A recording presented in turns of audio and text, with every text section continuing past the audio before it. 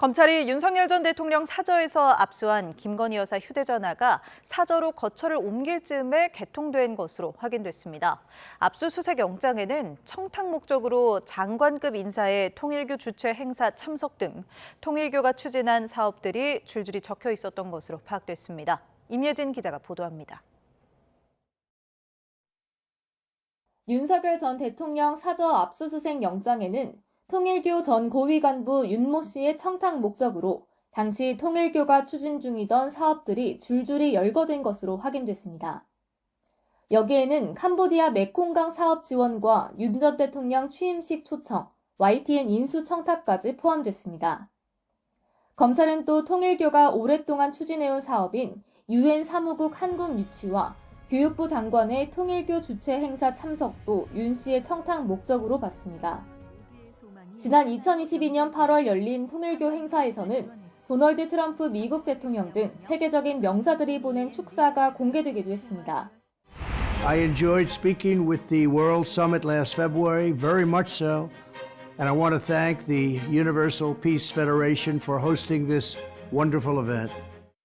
검찰은 이 행사에 정부 장관급 인사가 참석할 수 있도록 윤 씨가 건진법사 전성배 씨를 통해 윤 전 대통령 부부에게 청탁을 시도한 것으로 의심하고 있습니다.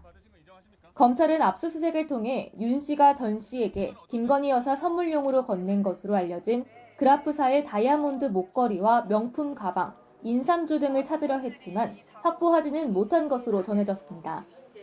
이 밖에도 압수 대상에는 현금과 카드, 회계 장부, 공인인증서, OTP 등 김 여사의 자금 거래 내역을 확인할 수 있는 물품 등 100여 개 항목이 적혀 있었던 것으로 파악됐습니다. 검찰은 압수수색을 통해 김 여사와 수행비서의 휴대전화, 메모 등을 확보했는데 김 여사의 휴대전화는 사용한 지 한 달도 안 된 것으로 알려졌습니다. 김 여사 휴대전화는 아이폰 16 기종으로 지난달 한남동 관저에서 나와 서초동 사저로 옮길 즈음 개통한 것으로 파악됐습니다. 검찰이 사저에서 확보한 또 다른 휴대전화는 공기계 상태로 수행비서 소유였는데 과거 코바나 컨텐츠 전시 공간에 음악을 트는 용도로 사용된 것으로 전해집니다.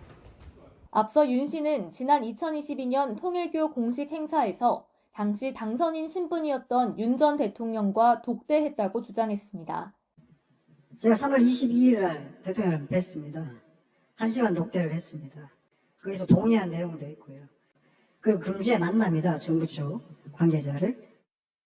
검찰은 이 무렵 청탁이 이뤄졌는지 확인하기 위해 윤 씨와 건진법사 그리고 김 여사 사이 연결고리를 찾고 있습니다.